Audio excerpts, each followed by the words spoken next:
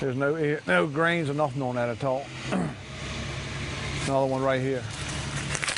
It made some kind of little ear, but it's nowhere near what it should have been. You can hold it in your hand. Most of the farmers have had an extreme drought.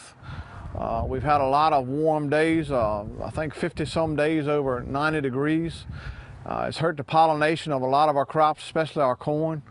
We're starting to harvest our corn. It's down into 20, 30 bushels to the acre. Probably just about as bad as we've ever harvested. We're scattered about 50 miles in our farming operation, and the drought has affected most all of our farms.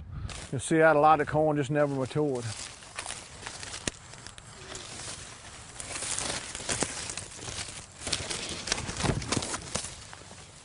We're to the point we're not even going to break even on this year's crop, and we have crop insurance, which helps a whole lot.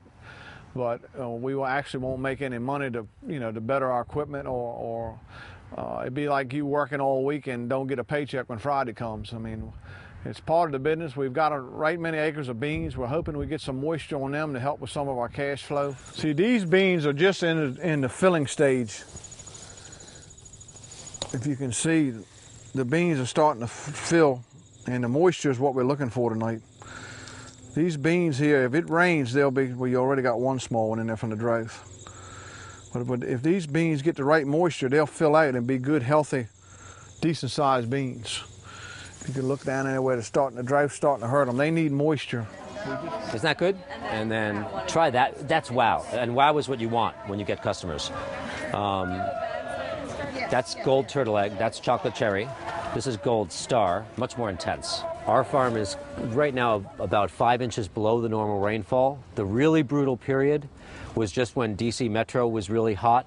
The worst period of the drought was between April through July, and especially July and early August, when it was really, really hot and there was no water in the system. There are many farms in our region that do not have adequate irrigation. We're quite fortunate, we do. If we did not have irrigation, and we didn't for the first 2 years of our farming, we didn't have enough money to both buy the land and buy the irrigation capability. If we didn't have water, if we didn't have irrigation water, we would have gone bankrupt by 1999. So we're in pretty good shape. The bad thing about droughts are that your neighbors who don't have irrigation suffer immeasurably. And just a signature right there. And I'm going to hand you your box. You want to get your mushrooms refrigerated as soon as you can. Okay. The other farmers that aren't irrigating, they know that irrigation capability would really make it easy, but it costs a lot of money. And how do you invest in irrigation equipment if you're already right on the financial edge?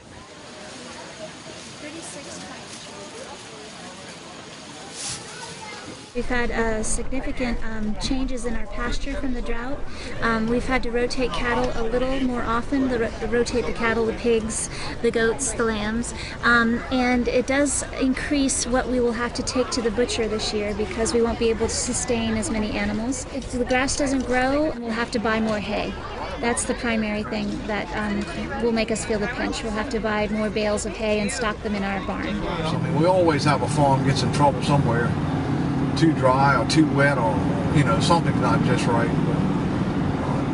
But we manage 81 farms, and this year every one of them's in trouble. You cut every corner you can to try to keep your expenses down. It's no different than any other business. I mean, to survive, you just gotta trim. And our biggest thing is we're getting ready to plant our fall crop, which will start in about 2 weeks. And we're all very concerned about how dry it is right now. And without moisture, we can't start our fall crop. So we need a crop this fall to have some cash flow next spring. Yeah, the ground is very dry right now, and we wouldn't be able to plant the wheat or barley if we wanted to right now. This is what we're after. This is what hurt us on the drought. A lot of our early corn that we couldn't water, there's just stalks standing there with no ear on them. If you open this ear up, this corn pollinated because there's kernels all the way to the top of it. That's what it should look like on a good year. And this corn's been irrigated and kept up.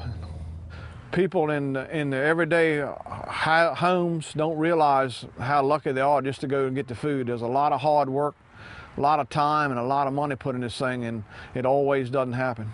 Farming is something that it has to be in your blood, I guess, and you know, you don't look at your watch and you don't look at the calendar, you just get it done, and it takes a certain breed of people to do that.